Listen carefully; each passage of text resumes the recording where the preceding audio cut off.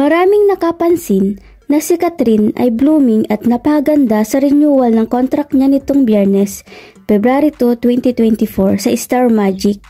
Sabi nga ng mga netizen sa comment na parang hindi siya galing sa breakup.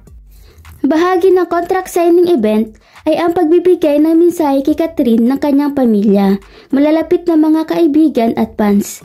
Dahil sa patuloy nitong pagtitiwala sa Kapamilya Network na tahanan niya sa loob ng 2 dekada. Lalo pang sumaya ang contract signing niya nang lumabas sa BTR si Jericho Rosales.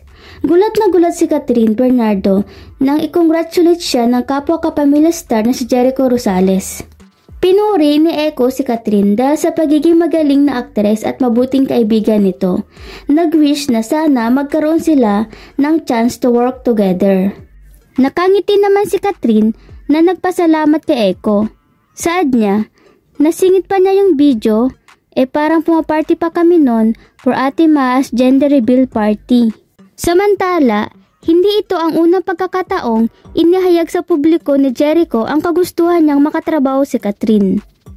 Noong November 2023, ipinost ni Jericho sa Instagram story ang isang photo collage kung saan makikita ang larawan niya kasama ang iba pang leading men na sina Enrique Hill, James Reid, Donnie Pangilinan habang nasa gitna nila si Catherine. Sa caption nito, sinabi ni Jericho na bukod sa magagaling na kasamang leading men, ay gusto rin niyang makasama si Catherine sa isang proyekto.